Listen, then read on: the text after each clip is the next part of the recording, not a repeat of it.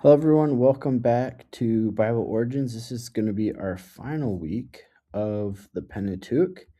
And so far, we've gone through the first four books or the first four scrolls of the Pentateuch. Pentateuch meaning the five scrolls.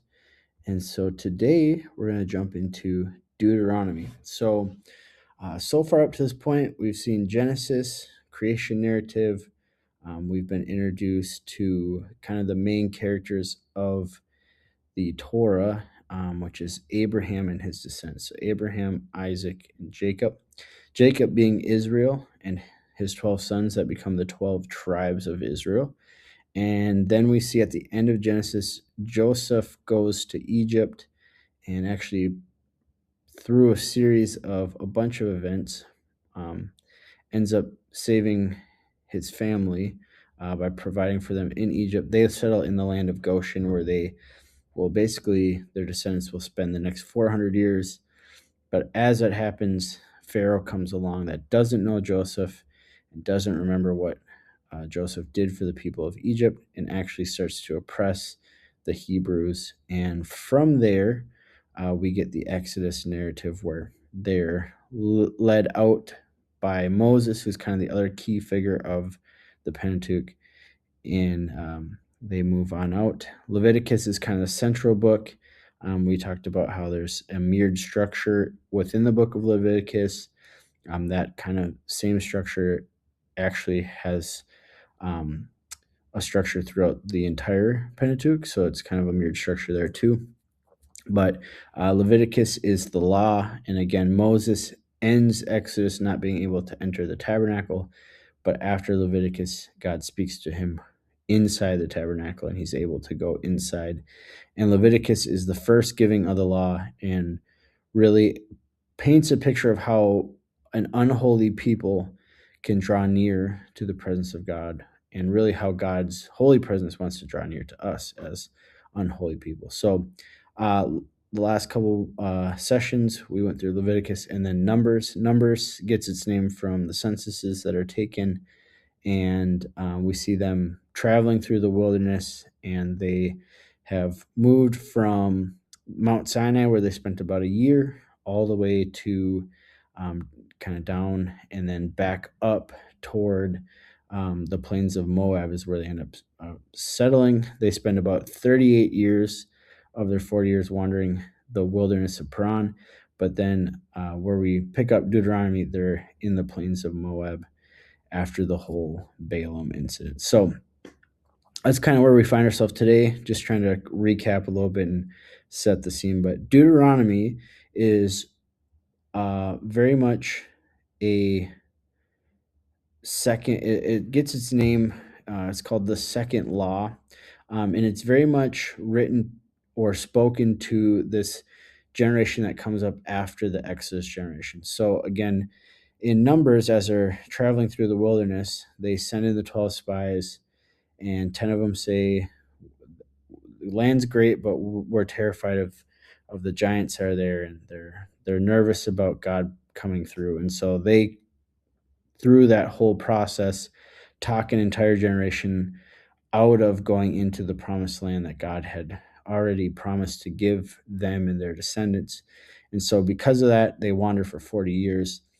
And now Moses is speaking to the people, and we'll see this throughout the outline and structure of Deuteronomy, that he's speaking to the people and giving them this second giving of the law to remind the people of what God has done, and also to remind them of the covenant agreement that they've made, and that they must make themselves firsthand as they're going to enter in this promised land, and how, and giving them instructions on how to prosper and be blessed in this new land that they're going to possess. So it gets its name from this Greek word meaning second law. And we'll talk more about where that verse comes from in Deuteronomy 17 toward the end. But here's an outline of Deuteronomy. So, really, Deuteronomy could be split into three parts. There's an opening and a closing or a final speech from Moses to open and close the book. So, chapters 1 through 11 is Moses' opening speech,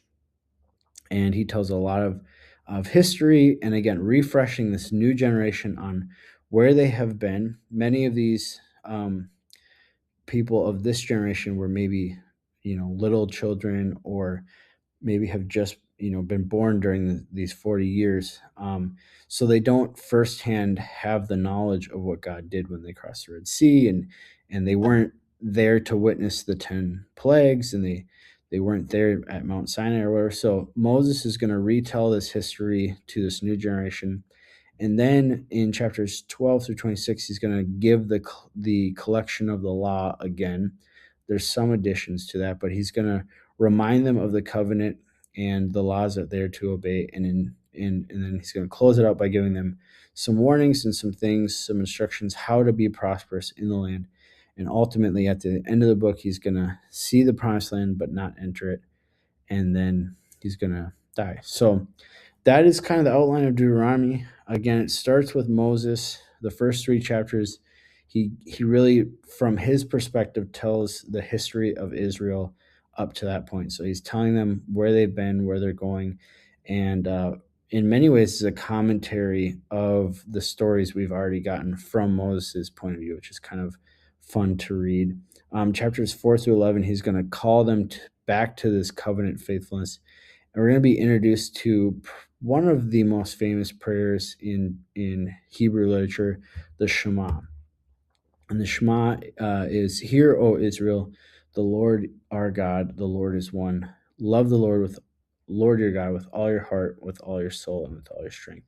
And that comes from Deuteronomy 6, verses 4 and 5. And this is a famous prayer in the Jewish tradition. Jesus actually quotes this when he's asked, what is the greatest commandment? He quotes this as, "Loving the Lord your God with all devotion is the greatest command." He's quoting this here. So it's full of rich meaning. The word "hear," our English word "hear," sometimes we say, "You heard me, but you didn't listen." My wife says that to me sometimes, and I get in trouble. But this Hebrew word "shema" means not only to hear, but to respond and obey. So it's to truly listen with the intention of acting or responding upon what you've heard. So hear that the Lord is one, and then how do we respond? That's the second part in verse 5. Love the Lord your God with all your heart, your soul, and your strength.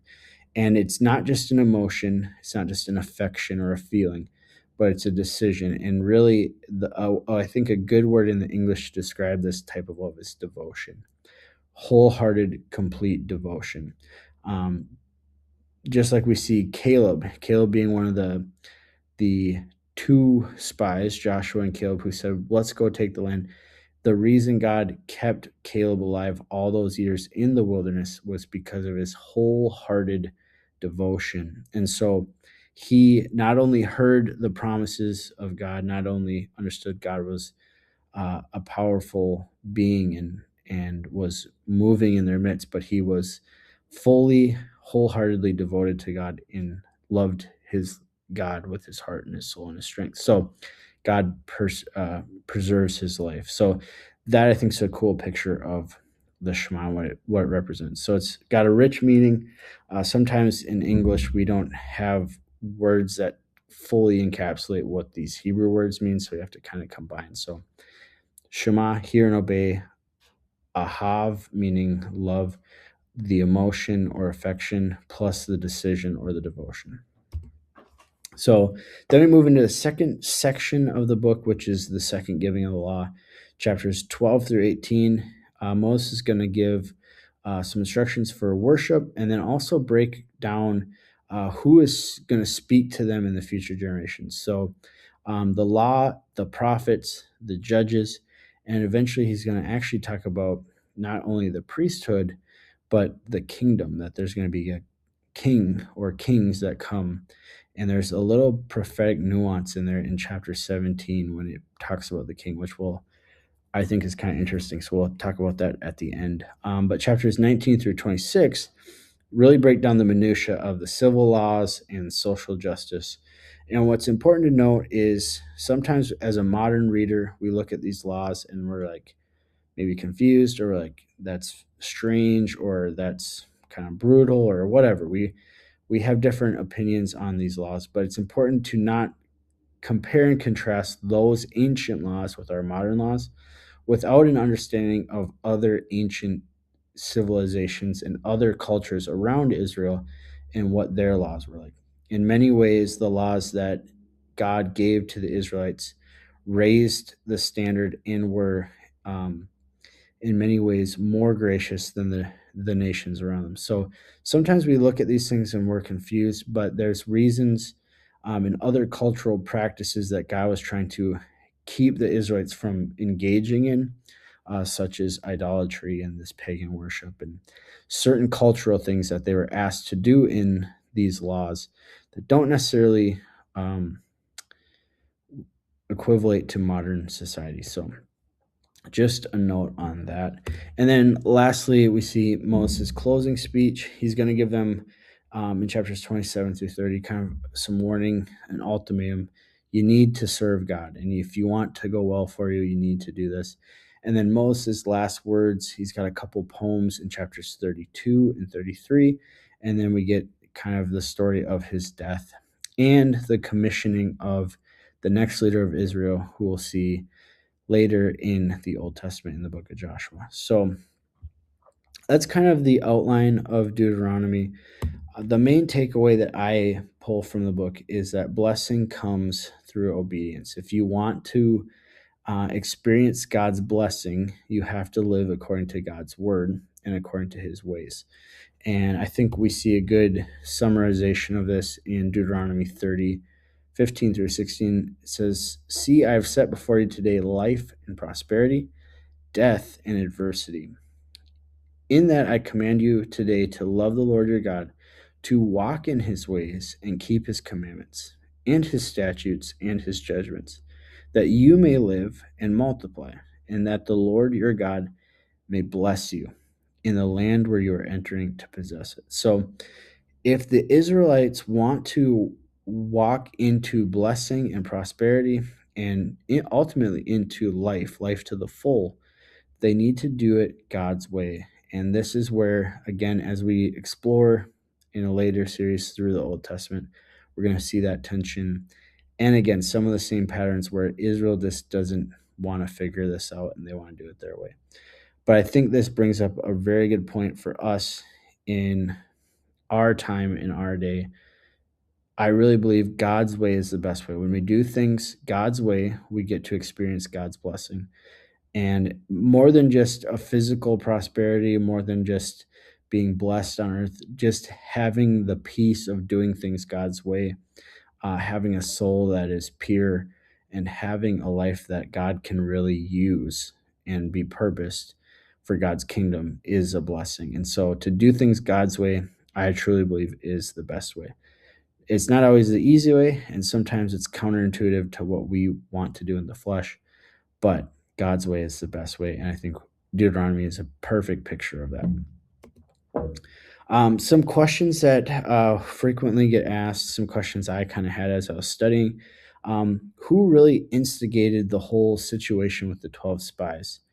That is a question that, as I was reading and studying through the Pentateuch, I'm like, wait a minute, I thought in Numbers it said that God said to Moses, and then here we see kind of a different side of that. So here's what it says, Numbers 13:1. The Lord said to Moses, "Send some men to explore the land of Canaan, which I am giving to the Israelites. From each ancestral tribe, send one of its leaders." So we know that from Numbers that God approved of this mission and that he told Moses, instructed him, send 12 people, one from each tribe, pick one leader from each. So that's what we gather from that. But I think on initial reading, I assumed that God kind of initiated this mission, which when we look at it, I don't think is necessarily an entirely logical assumption. It's just one that I had. But Deuteronomy 1, verses 22 and 23, it says that Moses is speaking to the people, and he said, "Then all of you came to me and said, 'Let us send men out to spy the land.'" And then what he says in verse 23 is, "The idea seemed good to me being Moses. So I selected 12 of you, one man from each tribe." So how do we kind of put these two verses that at least at the surface, look contradictory together. I think what logically, and I think what most scholars believe happened, is the people initiated the mission of the spies, came to Moses and asked him, "Can we go and spy out the land? We want to see what route we should take. We want to see if the land is good." God had already told the Israelites, I'm leading you to a land that's good. He says that outright. He says it's a land flowing with milk and honey. It's a land of abundance. God didn't need to know the report on the land. He already knew the land was good. He already told them the land is good. So it's not that God initiated this. Most likely, what happened is the people came to Moses. Moses went to God, probably in a time in the tent of meeting, and asked, God, what do you think we should do? And God allowed them to do it as a test. And obviously, for this generation, the Exodus generation, they failed the test, and instead of embracing faith, embraced fear, and end up spending 40 years walking around the wilderness. So I think whether God prompted their hearts to go talk to Moses, or whether their own desires brought them to that conclusion, they go to Moses. Moses said, that sounds good to me too. I'd like to know which way we should go. And I think oftentimes in our lives, we do the same thing. We, instead of going to God directly with a problem, or we're wondering what we should do for guidance, we turn to tender people. But the best answers always come directly from God. So I think that's kind of how the resolution, they brought it to Moses. Moses brought it to God. God said, yep, you can do it. And then gave him instructions how to do it properly. And then from that, it was a test, and they were tested in the wilderness. And unfortunately, they did not pass with flying colors. They failed miserably. So, a lesson for us to not do the same thing they did. Another question is, why are certain stories retold? We see this multiple times throughout the Torah or the Pentateuch, that stories are kind of retold, or there's multiple details given, or sometimes even the details are slightly different or expanded. And I think there's an interesting reason for this, and I think there's a good case study on why this happens. In Deuteronomy, Moses again is telling a new generation what has already happened. So he's repeating these stories to remind um, the the people, the leaders himself, Joshua, whoever, Caleb, of the stories, but he's really telling these stories to a brand new audience. In many ways, they haven't firsthand experienced these things. They've maybe only heard about what God has done. So he's trying to remind them, I think, to build their faith, and also to encourage them that as they're going into this new land, they need to walk in faith if they're to conquer it. And if they don't, they're going to have the same problem the last generation had. So, one of the stories that I think is a great example of this is in Numbers 21. It talks about how Israel defeats Og, king of Bashan. But in Deuteronomy 3, it talks about the same story, which again was just, in the last book. But Moses expands the detail. And actually, one of the interesting details, or kind of odd details, if you think about it, he brings up how big King Og's bed was. It was 9 cubits, or 13 feet long. And why would you mention that detail? I think, and I think a number of people think the same thing, that what he was doing was including this detail because you might only, there's only really two reasons to have a bed that size. Either number one, you're a great prominent leader, which that could be part of it. But number two, you're physically a giant. You're a big person. And we know that there was people in this land that were giants. That's why they didn't enter the first time. So when Moses is telling these people, hey, this guy's had a giant bed, he was a giant himself, and we've already defeated this giant. Do not be afraid of the giants that are coming in this land. So he kind of tells the people, I think, to remind the people, or to encourage the people, maybe for the first time, to have faith that God is going to walk with them. So a lot of these details are added, I think, because number one, he's speaking to a new audience, a new generation, but also to try to build their faith so that they can walk into the promised land and not get stuck like the last generation. So to close out, the one last story I think is interesting. I mentioned this earlier. But there's actually a section about the kings, which is so interesting because really up to that point, God was to be their king. They had judges over them. There's no structure for the king. There's not even a plan or a thought that people. No one's even asking for a king at this point. Yet Moses has this kind of prophetic section where he gives them this instruction from the Lord that when they ask to have a king set over them to be like the nations around them, which again, Israel was to be a holy nation or a set apart nation. They're supposed to be different. But later in their history, they're going to ask for a king. And what's really interesting in verse 16 of chapter 17 says the king must not acquire a great number of horses, and that he shouldn't go make people go back to Egypt to get more of them, that he shouldn't take many wives, and he should not accumulate large amounts of silver and gold. Now, there is a specific king in Israel's history who did all of these. He acquired horses, he sent people back to Egypt to buy them. He had so much silver that it was actually almost worthless in the land. There was so much silver during his kingdom that it was not considered valuable really at all. It's just so common. And had so much gold that he overlaid so many things and built a palace and a temple with it. And he had 700 wives and 300 concubines. And that king was King Solomon. And in many ways, he was considered to be the wisest man to ever, the wisest king of Israel. And in other ways, was one of the biggest fools there ever was, because he allowed all these things that he should have known about in the law not to do these things. But he did not do the second half, which is Moses tells the when you get a king not to do these things, and that he should, when he takes the throne of his kingdom, he is to write for himself a copy of this law. And that's where we get the term Deuteronomy, the second. He's to write a copy of the law, the second law. And unfortunately, Solomon, for whatever reason in his wisdom, did not do any of this. He accumulated large amounts of silver and gold. He took so many wives, 700 wives. Talk about the drama in your house if you have 700 wives. Just think about that for a second.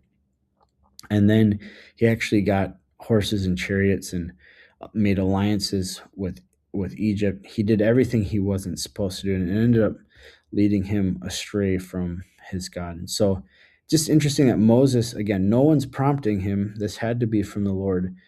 Gives this little prophetic word for, I think it was directly for Solomon.